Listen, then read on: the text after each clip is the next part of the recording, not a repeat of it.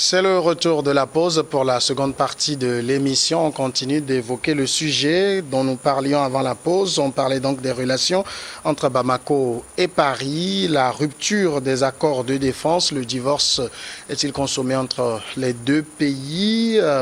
Alors finalement, aujourd'hui, on a compris donc que Bamako demande que ces accords justement soient rompu dans un délai de 6 mois. En tout cas, Paris a dénoncé, mais le retrait des forces françaises déployées au niveau du Mali se poursuit. D'ailleurs, les autorités françaises ont averti que cette dénonciation des accords de défense n'allait pas affecter le calendrier de retrait des troupes françaises. Mais il faut quand même dire, parce que je pense qu'avant la pause, Anani Soso a évoqué le décor. Aujourd'hui, il y a une constante violation de l'espace aérien malien. D'ailleurs, les autorités maliennes l'ont relevé. Mais est-ce que tout cela ne semble pas aussi montrer que Bamako n'a pas véritablement les moyens de sa politique de défense? Oui, au fait, quand on parle de violation de l'espace aérien de Bamako, déjà, les forces françaises sont où ils sont présents,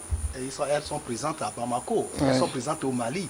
Donc, avant, on ne parlait pas de violation de l'espace aérien. Cette dénonciation est arrivée quand les problèmes ont commencé entre l'État malien et l'État français avec l'arrivée de la junte au pouvoir. Donc, aujourd'hui, c'est le droit du Mali de demander la rupture de ces accords-là. Ça, c'est mis même dans les accords, Anani Soso l'a dit. Mais ce qu'il faut aussi savoir, c'est que il ne faut pas perdre de vue le fait que la France a déjà décidé de partir. Aujourd'hui, on ne peut pas parler de partir sous contrainte. Même si elle est obligée, elle a quand même décidé à partir du mois de février de partir, et pas moins de 4 bases déjà ont été libérées par la France. La France occupait des bases militaires et je crois qu'il y a 4 bases militaires qui ont été quand même remises aux forces maliennes.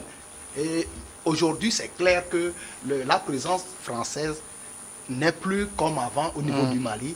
Et la France dit, j'ai un calendrier de départ. On ne peut pas parler de bras de fer entre je ne veux pas partir ou bien il faut partir, moi je ne veux pas partir. C'est clair. On va d'ici 4 ou 5 mois, on verra s'il y aura encore la présence des militaires français au Mali. Maintenant, au niveau des relations internationales, je dis qu'il faut aller avec une certaine diplomatie. Et il faut déplorer ces passes d'armes qu'on observe entre la France et le Mali. Ça, il faut le dire clairement. On ne peut pas d'un côté comme de l'autre. Et ce n'est pas souhaitable que des deux partenaires hier qui se sont associés pour lutter contre les terroristes et qu'après, lorsqu'il y a des problèmes, qu'on assiste à ces dénonciations tout azimut de l'autre, d'un côté comme de l'autre. Et moi, je trouve que c'est déplorable. Et aussi, il faut le souligner, si, il est vrai, les Maliens, beaucoup de Maliens, pour ne pas dire la majorité de Maliens aujourd'hui, ne veulent plus de ces forces françaises, il faut le souligner aussi, il y a quand même des Maliens qui reconnaissent ce que la France a fait au niveau du Mali sur le plan militaire. Si aujourd'hui l'opération Barkhane a échoué, ça c'est vrai, pendant 9 mois, elle n'a pas pu, cette opération, 9 ans, pardon, elle n'a pas pu chasser les terroristes hors du Mali ou arriver à bout des terroristes. L'opération Serval a quand même permis de sauver le Mali. L'opération Serval a permis de stopper l'avancée des djihadistes vers Bamako, qui était clairement aux portes de Bamako. Après, cette opération a permis aussi de libérer certaines villes comme Gao et Tombouctou, occupées par les djihadistes à ce temps-là. Donc ça aussi, les Maliens reconnaissent cela aussi aux Français. L'armée française a perdu des soldats au Mali, et il faut le reconnaître aussi aux Français. Maintenant, c'est le droit du Mali de demander le départ de la France, de l'armée française. L'armée française, la France a accepté de retirer son armée. Il faut un délai pour pouvoir évacuer toute cette logistique. Donc il faut donner le temps à ce que la France évacue le Mali et partie du Mali. Il ne faut pas avec ces échanges de communiquer, tout ça là, arriver, ce qu'il faut éviter, c'est des situations plus graves que ça. Parce qu'on parle des forces armées au niveau du Mali comme au niveau de la France, on parle des forces armées, et il faut laisser la France et partir retirer son armée du Mali et comme il faut pour que les Maliens ont le droit de faire venir d'autres partenaires pour pouvoir les aider. Mais ce qu'il faut, il ne faut pas perdre de vue aussi, c'est que la lutte contre le terrorisme, personne au monde l'a vaincu jusqu'aujourd'hui, depuis que on a eu cet avènement du terrorisme. C'est une lutte de longue haleine et il faut du temps, il faut aussi des stratégies pour pouvoir arriver à bout. Alors c'est vrai. Il faut la coordination des forces. Je veux le souligner, la France même n'a pas eu honte d'appeler les États-Unis pour, ne serait-ce qu'au niveau des renseignements, pour pouvoir quand même frapper des terroristes au Mali. Donc il n'y a pas de honte pour Bamako d'appeler à d'autres. Mais ce que dit le député, ce que dit le député. Je vais finir là-dessus, d'avoir le partenariat de la France ou comme de la Russie, de notre pays pour venir à bout. Il ne faut pas s'alarmer pour ça. Il faut éviter aussi, il faut dépassionner le débat. On est ici en présence d'une affaire militaire. Et il faut le débat, je ne pense pas qu'il est passionné. Mais il faut retracer les choses dans leur contexte. Je ne veux pas ici revenir sur les origines de l'invasion du Mali. Parce que quand on va encore retourner à l'origine, on va fausser le sujet du jour. Le programme, le sujet du jour, parce que je ne veux pas revenir à ce qui a créé le fait que l'Azawad veut son indépendance, etc. Je ne veux pas revenir sur ces trucs-là, parce que tout le monde sait déjà que derrière ces indépendances souhaitées de l'Azawad, etc., il y avait, derrière la bonté même du MNLA, il y avait déjà de la manipulation derrière. Je ne veux pas revenir là-dessus. Ce que je voulais dire, et qui est beaucoup plus important à mes yeux, c'est que on avait compris depuis longtemps que la France ne voulait pas vraiment aider les forces militaires maliennes à vraiment éradiquer le terrorisme. Jusqu'à preuve du contraire. Lorsque la France était encore présente avec toutes ses bases, il était interdit aux FAMA, les forces armées maliennes, d'aller dans certaines régions pour faire des opérations sans l'autorisation de l'armée française. Or, les Maliens, les forces armées maliennes sont sur leur territoire et ne peuvent même pas s'approcher des villes comme Gao. Comment ça se fait? Je ne crois pas que c'est comme ça que ça se fait. C'est comme ça, mais il a été dit que lorsque le Premier ministre, écoutez-moi, le Premier ministre malien, Choguel Maïga, a clairement affirmé à plusieurs reprises que les FAMA ne peuvent pas aller dans certaines parties de leur territoire sans l'accord de l'armée française. Et une fois que l'armée française dit non, vous ne pouvez pas venir, ils n'y vont pas. Il faut d'abord l'accord tacite de l'armée française avant que les militaires maliens qui sont payés pour la défense de l'intégrité territoriale du Mali puissent aller dans certaines régions. Cela n'est pas possible. Cela n'est pas possible. Comment cela se fait? Ça, c'est un point. Le deuxième point, c'est clair que, je l'avais déjà souligné, le Mali est libre de choisir des partenaires pour l'aider. La question qui était posée par Samuel, c'est de savoir est-ce que le Mali a les moyens de sa défense. C'était là le sujet. Mais le Mali sait qu'il n'a pas les moyens de sa défense.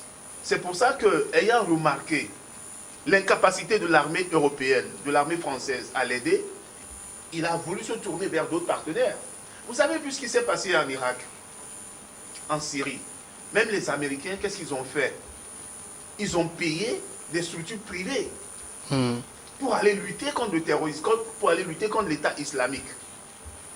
Comment est-ce que les Américains peuvent, eux, avoir le droit de payer des paramilitaires, des sociétés qui ne sont pas des sociétés d'État, pour aller lutter contre le terrorisme et dans le même temps on peut refuser au Mali? Personne ne refuse au Mali. Je viens de le dire que le Mali a le droit de pouvoir faire... Oui, mais au-delà de ce que vous avez dit, on a écouté aussi les rhétoriques sur le sujet. On a refusé au Mali parce qu'on a entendu... Écoute-moi, Joseph Borrell, le patron de la diplomatie européenne, a longtemps dit que Wagner ne peut pas aller au Mali parce que Wagner, c'est une société terroriste mercenaire.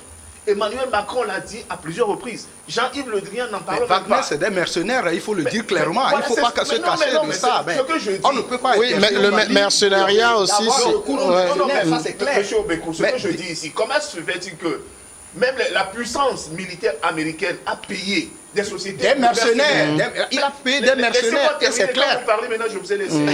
Vous me coupez chaque fois. Non, je ne vous coupe pas, mais c'est pour... Comment se fait-il que même la puissance militaire américaine a payé des mercenaires pour aller lutter contre l'État islamique en Irak, pour aller même combattre en Syrie, et dans le même temps, on refuse. Comme je le dis, Joseph Borrell, le patron de la diplomatie européenne, Emmanuel Macron, le président français, Jean-Yves Le Drian, le patron de la diplomatie française, la ministre des Armées, Florence Parly, ils ont tous refusé au Mali de s'attribuer les services de Wagner. Pourquoi? Pourquoi? Mais c'est là où il y a la question, c'est là où la question se pose. Par exemple, lorsque la France de Nicolas Sarkozy avait décidé d'envahir la Libye, mais, sachant que l'armée française n'a pas la capacité de lutter contre l'armée de Kadhafi, qu'est-ce qu'il a fait? Il a demandé l'aide de Cameron, le Premier ministre britannique, puis la logistique de Obama, de l'armée américaine en matière de renseignement, en matière de porte-avions, etc. Donc ça veut dire que lorsqu'un État se sent impuissant à arriver au bout de ses objectifs, il peut, selon ses moyens, se tourner vers d'autres partenaires pour demander leurs services. C'est ce que le Mali fait naturellement. Le Mali c'est qu'il n'a pas les moyens seuls d'arriver à bout du terrorisme. Oui. Voilà pourquoi le Mali a décidé de se tourner vers la Russie. Que ce soit Wagner, mais où est le problème? L'essentiel pour les Maliens, c'est d'avoir la paix et la sécurité. C'est de pouvoir vaquer à leurs occupations. Les Maliens, c'est ce qu'ils veulent. Donc, si les Américains ont exploité des mercenaires dans leurs différents champs de bataille, comment et au nom de quoi on peut refuser maintenant à l'État malien de solliciter des mercenaires également pour arriver à bout du terrorisme? Non, c'est ça qu'on ne comprend pas. Oui. Alors, ça veut dire que le droit, il est international lorsqu'il s'agit des Occidentaux, mais le droit n'est pas international lorsqu'il s'agit du Mali. Ça veut dire qu'il y en a qui ont le droit de tout faire, il y en a qui n'ont pas le droit. Et qu'on doit passer toujours par la métropole pour avoir la bénédiction et l'accord de la métropole avant d'agir. Or, ce sont les Maliens qui sont tués. Ce sont les villages maliens tout entiers qui sont détruits. Donc, je ne vois pas aucune autorité, aucun pouvoir d'État qui va laisser faire ces genres de trucs alors que les populations meurent au jour le jour. Donc, oui, le Mali, c'est qu'il n'a pas les moyens d'arriver à bout du terrorisme. Voilà pourquoi le Mali demande la rupture de ces accords militaires. Voilà pourquoi le Mali se tourne vers d'autres partenaires pour pouvoir avoir les moyens, jusqu'à preuve du contraire. Vous avez vu que depuis que le Mali s'est tourné vers la Russie, parce qu'il faut dire que c'est une relation de longue date depuis l'indépendance du Mali, que le Mali a toujours eu d'abord des relations avec l'Union soviétique, où la plupart des officiers maliens ont été formés, et maintenant après avec la Fédération de Russie, qui aide le Mali sur le plan militaire depuis, avant même l'invasion du Mali par le terrorisme. Donc, aujourd'hui, vous avez remarqué que depuis que le Mali s'est tourné vers la Russie, ils ont eu des équipements militaires, ils ont eu des hélicos de combat, ils ont eu du matériel de renseignement. Il y a même eu un radar, on a voilà, vu. Matériel de renseignement militaire, ils ont eu. Et vous avez vu qu'il y a eu des avancées depuis qu'on a dit non, on met fin à notre partenariat avec la France. Vous avez vu qu'il y a quand même des avancées sensibles sur le terrain pour la reconquête de l'intégrité territoriale du Mali. Donc, je ne vois pas pourquoi la France va être là, ou bien M. Bouikou va être là sur ce plateau pour dire non, la France a fait ceci, la France a fait cela. Oui, mais bon, d'accord. Mais il faut faire attention. Non, mais quand vous dites qu'il y a des militaires français qui sont morts au Mali, mais imaginez le nombre d'Africains qui se sont sacrifiés. Je ne dis pas, je ne défends pas la France. Oui, revenons. Je fais une analyse. On va revenir sur les accords de défense. Moi, j'ai envie quand même qu'on puisse se pencher un peu sur justement les conséquences de cette rupture. Parce qu'on sait que pendant, je vais même dire depuis les indépendances, il y avait comme une sorte d'exclusivité dans les accords de défense avec la France, Aujourd'hui, Bamako a dénoncé. Bamako demande la rupture. Paris... Paris... Une sorte d'exclusivité, c'était une exclusivité. Ah, d'accord, donc Paris n'y peut rien. Finalement, quelles peuvent être les conséquences de cette rupture-là, d'après vous? Mais au fait, je le dis, il ne faut pas qu'on donne l'impression que on défend la France. Moi, je l'ai dit dans mon intervention, je l'ai bien dit que le Mali a le droit de faire appel à toute force militaire pour venir l'aider. Et j'ai même dit qu'il n'y a pas de honte à ça. Même la France a demandé l'assistance des États-Unis pour pouvoir combattre les terroristes. Donc, le Mali a besoin a le droit de demander l'assistance de Wagner, que ce soit des mercenaires. Qu'on ne donne pas l'impression que je défends la France ici. Et maintenant, quoi qu'on le dise, c'est le droit du Mali. Il faut pas quand même laisser faire écourir des amalgames. L'amalgame, c'est que il ne faut pas comparer deux choses incomparables. Ce qui se fait ailleurs. Ici, il y a le sujet, c'est la défense du Mali, entre les accords de défense entre le Mali et la France. Soyons clairs. Mais pourquoi vous cachez que l'opération Serva, pourquoi ne pas dire que l'opération Serva a réussi et que c'est l'opération Barkhane qui a échoué, que le Mali a le droit de renoncer aux accords avec la France? C'est ce que je dis. Mais il ne faut pas donner l'impression que la France n'a rien fait au Mali, que c'est zéro. Même les gens parlent. C'est comme si ils vont jusqu'à dire que c'est la France même qui forme les terroristes, qui envoie les terroristes sur le terrain. C'est pourquoi ils n'arrivent pas à les... Mais ça n'a pas de sens. Ça n'a pas de sens du tout. Donc c'est comme ça, il faut appeler la conscience des Africains, il faut appeler la conscience du peuple malien, qui a le droit de solliciter de qui il veut pour l'aider à combattre les terroristes. Et le Mali était libre de faire appel à la France. Il est aussi libre de dire à la France que de la même manière qu'on vous a fait appel, on vous dit de quitter, on veut l'assistance de l'autre. Mais la communauté internationale n'a pas interdit au Mali de faire appel à l'opération Wagner. Mais quand vous écoutez, on a comme l'impression que le Mali a commis un crime de lèse-majesté.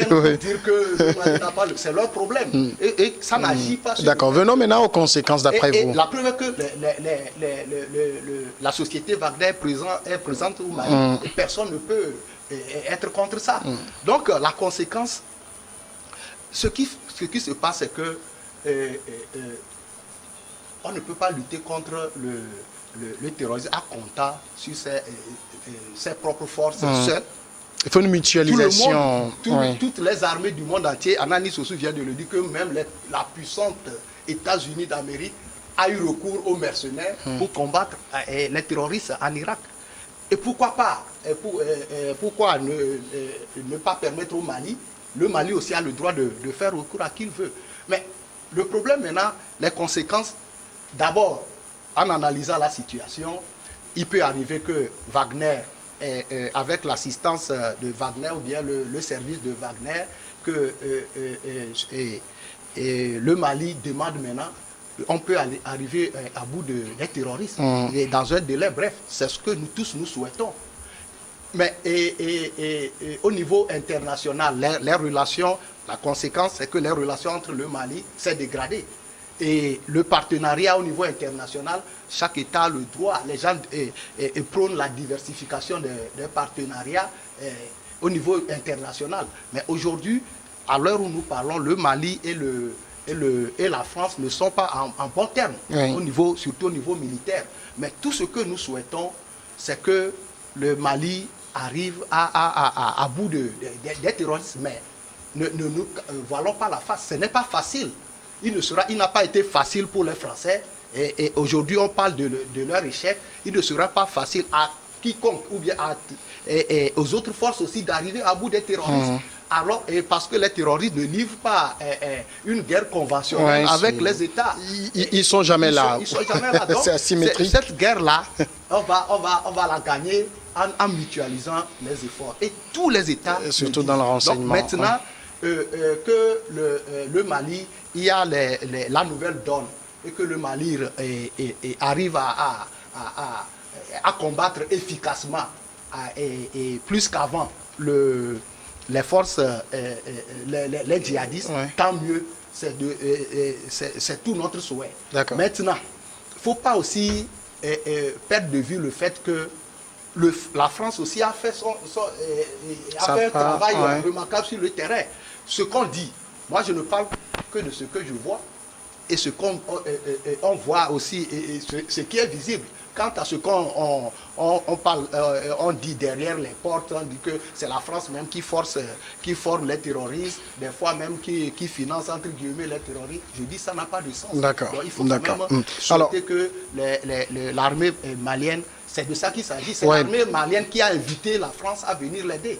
Donc comme elle a le droit également. C'est l'armée malienne qui est au front. Ce que je voudrais terminer là-dessus. Ce qu'Anani Soso disait par rapport à la violation, il a dit de l'espace aérien. Non, je ne parle pas. Il dit même que il a été dit que si les Maliens voulaient aller même dans certains endroits, on a appris ça aussi, mais il ne faut pas oublier que et ça, c'est Assimi Goïta même qui l'a dit. Donc quand c'est le président qui le dit, oui. Sur le territoire, les Français sont présents sur le territoire malien, il y a des bases. Donc, le territoire peut-être était, moi je ne sais pas, militairement, était quand même sous contrôle, peut-être quelque part de l'armée malienne et quelque part aussi de l'armée française. Mais ce qui est dit officiellement et que moi je sais, c'est que avant que l'autre, même les Français, pour aller vers le côté où surveillé par les Maliens, il faut qu'ils avertissent les forces maliennes et vice-versa. Je crois que c'est de ça qu'il s'agit. D'accord. Bon, tout dépend aussi du contenu des accords. Moi, je voudrais revenir à Anani Soso sur, on va parler rapidement de la conséquence aujourd'hui de cette rupture des accords de défense. D'abord, je comprends, le député, c'est un politique. Et c'est normal qu'il ait un langage diplomatique. Non, j'ai un langage très clair. Je comprends bien. Je comprends par rapport à ce qu'on observe sur le terrain. Il a un langage diplomatique, étant donné qu'il est un député, il ne peut pas s'exprimer comme cela se doit et prendre parti ou bien... Je ne peux pas m'exprimer comme un influenceur. donc, je peux comprendre qu'il ait un langage diplomatique, ça c'est clair. Parce que... lorsque le Premier ministre lui-même dit qu'il est incapable au FAMA de se déplacer sans l'autorisation des forces françaises, je ne crois pas que le député pourrait contredire les paroles du Premier ministre malien. Je ne contredis pas. Voilà. Donc ça c'est une parenthèse. Et ce qui était aussi clair, c'est que l'armée, le Mali, le président Ibeka avait fait appel à l'armée française pour que l'armée française vienne les aider. Pas que l'armée française vienne morceler le territoire pour dire que cette partie-là, c'est pour l'armée française, vous ne pouvez pas rentrer, ou bien vous ne pouvez pas faire ceci ou cela. Voilà, c'est ce qui a été fait. Maintenant, la conséquence, comme demande Samuel, de cette rupture, c'est quoi? C'est qu'aujourd'hui, le Mali refuse un ton paternaliste et condescendant. Oui. Ça, c'est la première conséquence. La deuxième conséquence, c'est que maintenant, le Mali va discuter d'égal à égal avec la France. Il va dire, dans notre partenariat, voilà ce que moi je veux. On n'a pas lui imposé ce qu'il doit faire. Voilà ce que je veux, voilà ce que nous voulons faire. Qu'est-ce que vous pouvez nous apporter? Et maintenant, si la coopération militaire doit toujours exister, la France dira, bon voilà, nous pouvons faire ceci, nous pouvons faire cela. Quitte à l'État malien, maintenant je dis, bon d'accord, ce que vous avez dit, nous l'acceptons. Non, nous ne l'acceptons pas, bon voilà, laissez-nous. Voilà. Donc ça c'est une relation d'égal à égal. Ça c'est la première, c'est la deuxième conséquence. La première conséquence c'est de refuser le ton paternaliste français qui impose, qui embête, j'allais dire en guillemets, qui dit tout et n'importe quoi aux autorités françaises comme si ce sont des enfants à qui on donne des ordres. La deuxième conséquence, c'est que le Mali maintenant a la capacité de discuter d'égal à égal avec la France. La troisième conséquence, c'est que le Mali ne va même plus demander aujourd'hui l'autorisation à la France avant de trouver d'autres partenaires, ou bien avant d'aller sur le marché international pour acheter des armes.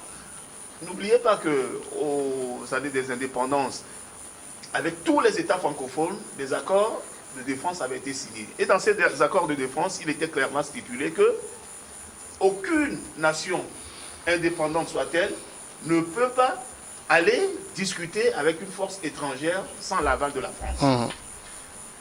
Aucune force, aucune nation africaine, indépendante soit-elle, ne peut pas aller s'acheter des armes dans d'autres pays sans l'accord de la France. Dans les accords militaires, il était également dit que la France doit déployer des services d'assistance technique et militaire dans nos pays. Donc la conséquence aujourd'hui de tout ça, c'est que le Mali, en rompant ces accords de défense, dit non à tout ce qui avait été dit en matière d'exclusivité sur la vente des armes, en matière de coopérants militaires, en matière... Il était même dit dans les accords de défense que même les réserves stratégiques de nos matières premières sont destinées à la France d'abord. Donc la France en utilise autant qu'elle veut, jusqu'à ce que la France décide d'octroyer une partie à nos pays. Ça aussi, c'était écrit blanc sur noir, noir sur blanc plutôt, dans les accords de défense. Donc, aujourd'hui, la conséquence est que le Mali ne va plus se soumettre à ce dictat-là, de n'acheter que des armes françaises. Le Mali ne va plus supporter les frais des coopérants militaires, puisque quand les coopérants militaires arrivent, ce sont les États, nos États qui les prennent en charge, les loges, les payes, etc. Mobutu, en son temps, je ne sais pas, Samuel, si tu te rappelles, Mobutu l'avait dénoncé en disant, mais finalement, qui aide qui? Puisque les coopérants, etc., militaires, c'est le Zaïre à l'époque qui les prenait en charge, donc c'est nos États africains qui les prenaient en charge. Donc, le Mali ne va plus se permettre d'avoir cette charge-là sur lui, pour payer des coopérants et avoir l'obligation d'avoir des coopérants militaires français qui sont en fait des espions. Donc, c'est tout bénéfice. Pour moi, pour le Mali, c'est tout bénéfice. Évidemment, on ne peut pas dire qu'on ne veut plus de partenariat avec la France. D'ailleurs, les autorités maliennes, que ce soit le président Simi Goïta ou bien Abdoulaye Diop, le ministre des Affaires étrangères, ont toujours dit que nous ne disons pas non, nous ne voulons plus jamais de la France. On ne peut pas dire jamais à la France. Mais que nous voulons simplement une relation d'égal à égal. Donc la conséquence de tout cela, c'est ça que je viens d'énumérer. D'accord. Et qu'il n'y aura plus un dictat de la France sur l'organisation de l'armée, sur l'achat des armes, sur la multiplicité ou bien la multiplication des partenaires. C'est clair. Pendant que je me préparais à changer de sujet pour passer à l'autre sujet sur le Mali, je cherchais un peu le tweet du ministre togolais des Affaires étrangères, puis je suis tombé sur un autre du Gabon, écrit par Le Gabon aujourd'hui, qui rejoint un peu ce que vous venez de dire. Niger-France, Macron met en garde le Niger contre un accord militaire possible. Oui, d'après le Washington Post, le président français Emmanuel Macron a formellement interdit au président nigérien Mohamed Bazoum de signer un accord de défense avec la Russie ou d'acheter des équipements militaires russes. Et donc peut-être on peut considérer que le Mali est un peu délié de ça. C'est ça que je disais tout à l'heure, que les accords de défense entre la France et les États africains leur interdisaient d'acheter du matériel militaire autre que le matériel militaire français. D'avoir des coopérants militaires autres que les coopérants militaires français. Donc la conséquence aujourd'hui, le Mali, en demandant cette rupture-là, se soustrait complètement de ces accords-là et est libre maintenant de faire tout ce qu'il veut. Regardez par exemple ce truc que je l'ai découvert très tôt ce matin, j'ai d'ailleurs posté sur ma page, où d'après le Washington Post, quand même, qui est un journal très sérieux, où Macron demande à un chef d'État, lui donne l'ordre, lui interdit d'acheter des armes à la Russie. Alors que on sait pertinemment que le Niger est frappé par le terrorisme. Et qu'il y a les forces françaises qui sont au Niger, mais qui sont incapables d'éradiquer le terrorisme. Comment est-ce qu'un chef d'État peut donner des ordres à un autre chef d'État, en utilisant des termes peu diplomatiques d'ailleurs? Parce que quand vous lisez tout à l'heure, vous dites que le président Macron a interdit formellement. Est-ce que ce ton-là, est-ce que c'est un ton de chef d'État à chef d'État? Est-ce que c'est un ton de chef d'État à chef d'État? Bon, donc, on va pas aller dans le secret des dieux. Oui, d'accord. Permettez qu'on aille rapidement au second sujet sur le Mali, parce que sur un autre plan également, le Mali, si vous permettez, beau soleil au Bécou, le Mali a également maillé à partir avec la communauté économique des États de l'Afrique de l'Ouest, la CEDEAO, justement sur la durée de la transition, le calendrier de cette transition. Actuellement, le Mali cherche une solution. Et le ministre des Affaires étrangères du Mali était à Lomé pour remettre une note du colonel Assimi Goïta au président togolais Faure Gnassingbé il est officiellement demandé aux doyens des chefs d'État de la CEDEAO de jouer à la médiation avec la communauté. Le ministre togolais des Affaires étrangères, le professeur Robert Doucet, a dit que le Togo va endosser cette responsabilité. Déjà, dans la crise malienne, on avait vu dès le début le Togo très impliqué. C'est toute cette diplomatie du président togolais, les actions qu'il a menées qui ont tellement convaincu les autorités maliennes qu'aujourd'hui, elles sollicitent officiellement qu'il soit un peu le médiateur. Oui, au fait, le Togo, comme tout le monde le sait, est un pays de dialogue, un pays de paix. Donc, lorsque cette crise a commencé au niveau du Mali, le Togo a essayé d'apporter sa contribution pour revenir à une situation normale le plus rapidement possible. Vous vous souvenez que même au niveau du Tchad, le Togo a fait aussi cette démarche-là et au niveau du Tchad pour pouvoir éviter des situations plus difficiles aux Tchadiens. Donc, au fait, aujourd'hui, il y a un bras de fer entre la CEDEAO et le gouvernement malien actuel. Donc, il faut quand même arriver à un certain moment que l'on puisse avoir des missions de bons offices pour pouvoir arriver à trouver une solution à cette situation-là. Cette situation qui non seulement n'arrange pas le peuple malien, mais qui n'arrange pas non plus les autres pays voisins du Mali, y compris les autres pays de la communauté de la sous-région. Donc aujourd'hui, si les Maliens ont trouvé que le Togo pouvait faire quelque chose au niveau diplomatique pour pouvoir essayer de trouver une solution à la crise, au niveau du Mali et surtout résoudre le problème qu'il y a entre le Mali et la CEDEAO, je trouve que c'est une bonne chose. Et leur démarche, il faut l'apprécier. Et le Togo aussi a accepté d'endosser cette responsabilité et officiellement, je crois que c'est une bonne chose et il faut encourager cette initiative du Togo et à faire asseoir tout le monde et trouver des solutions.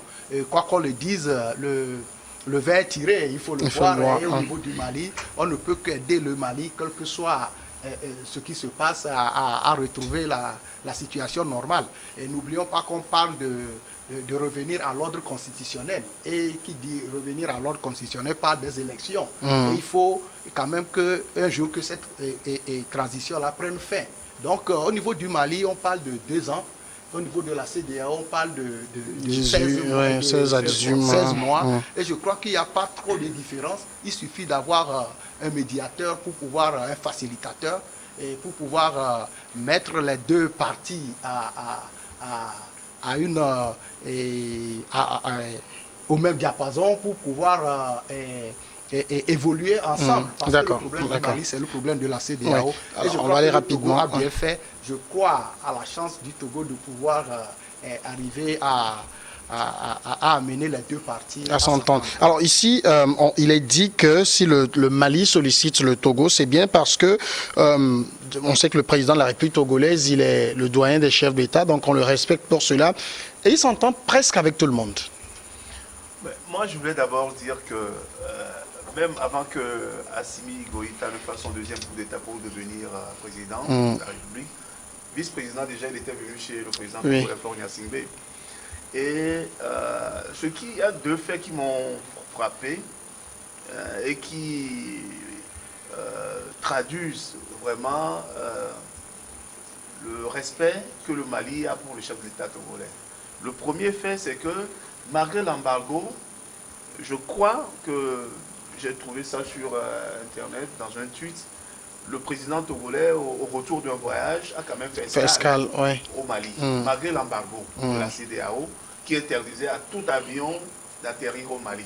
Malgré cette interdiction-là, le président togolais, quand même, a fait l'effort d'atterrir à Bamako pour aller discuter avec le chef d'État malien, Assimi Goïta. Ça, c'est le premier fait qui m'a touché. Le deuxième fait, c'est que lors de sa dernière visite au président Alassane Ouattara en Côte d'Ivoire, le président togolais a fait cas de l'embargo sur le Mali, en disant que en réalité, l'embargo n'allait pas résoudre le problème, mais qu'il faut aider plutôt les frères maliens, pour les aider à arriver à un accord avec la CEDEAO.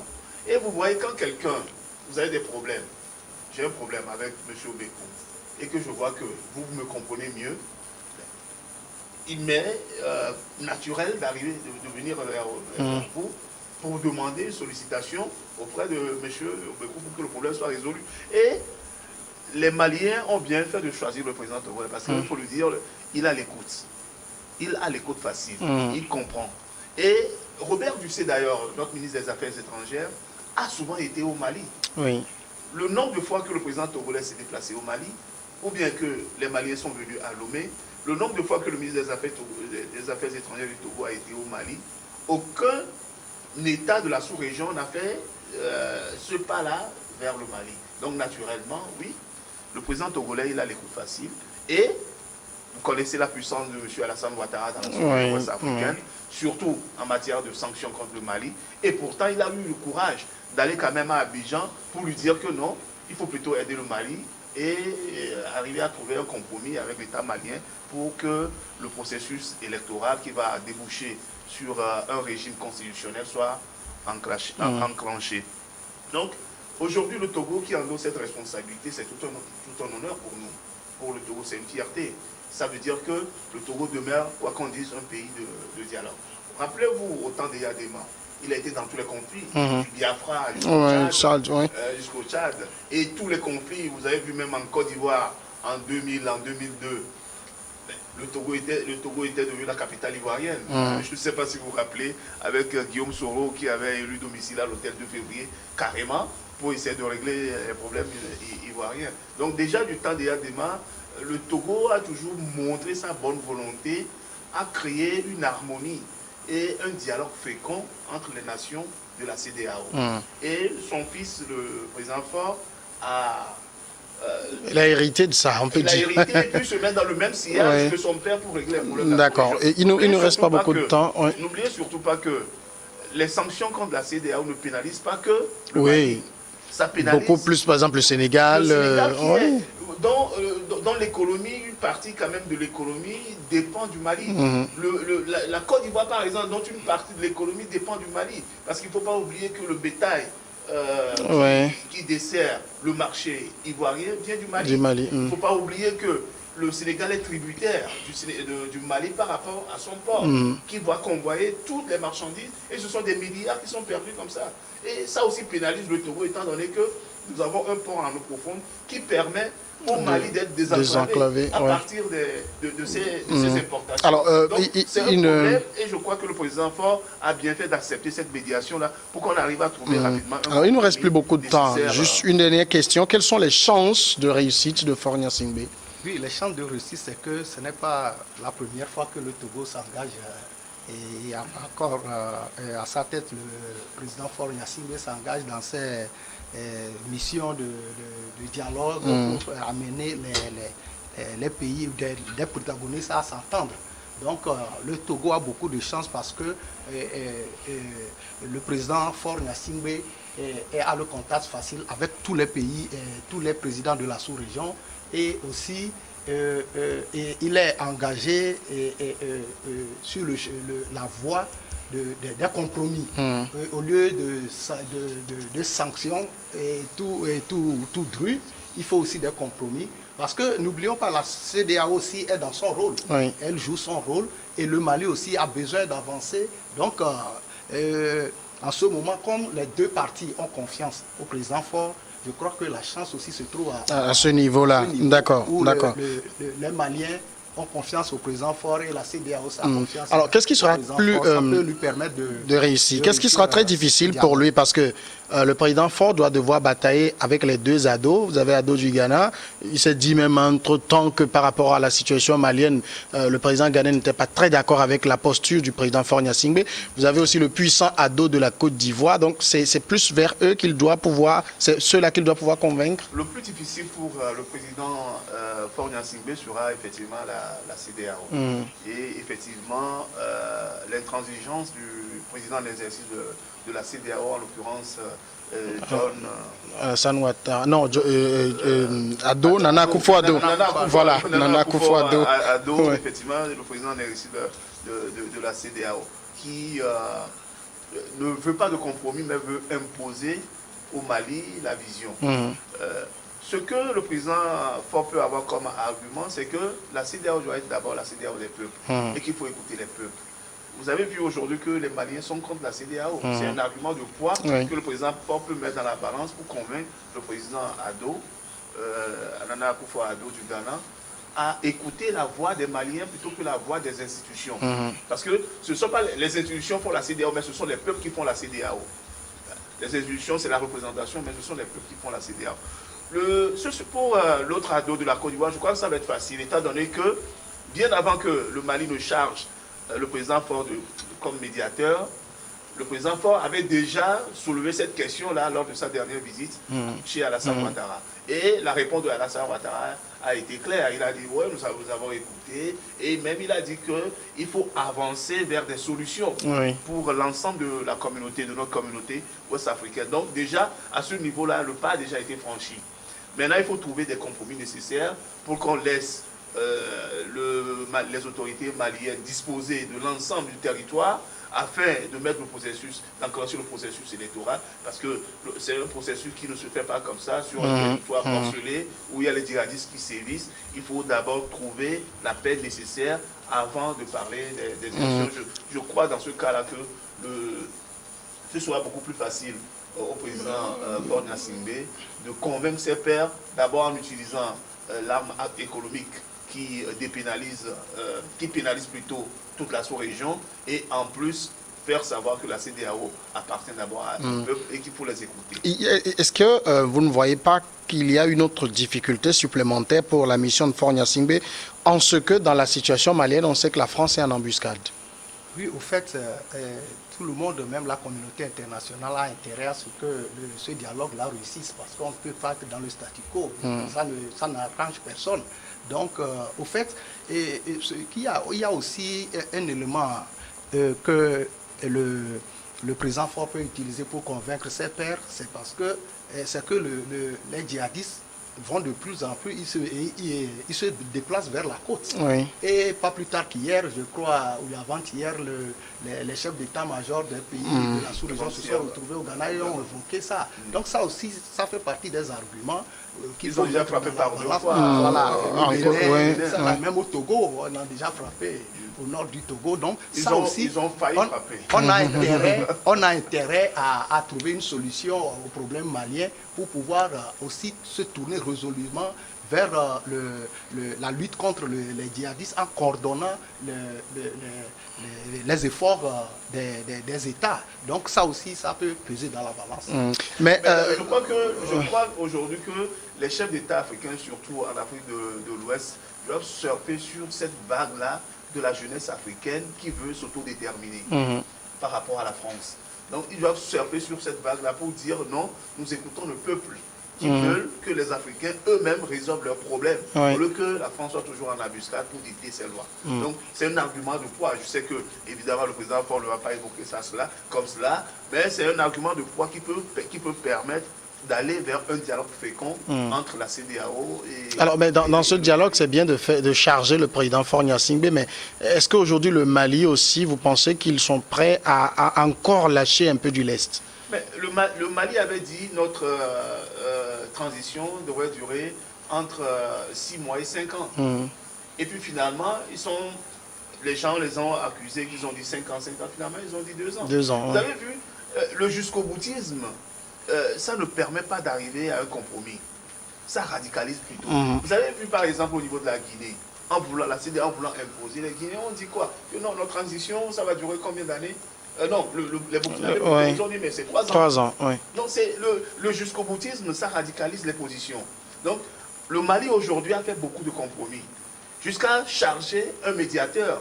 C'est ce qu'ils ont toujours demandé, que mais écoutez-nous aussi. Mais en refusant de les écouter, ils peuvent faire comme les Burkinabés, disent non, notre transition c'est 5 ans, c'est 5 ans. Est-ce qu'on va aller faire la guerre? La CEDEAO va aller faire la guerre à la junte malienne dans ce contexte où il y a déjà le terrorisme qui sévit dans ce pays? Non. Vous avez vu que la Guinée, par exemple, on ne sait même pas quand cette transition va finir. Donc, je crois qu'aujourd'hui, il est nécessaire à la CEDEAO de mettre de l'eau dans son vin pour trouver le compromis nécessaire. Le Mali a déjà fait le pas.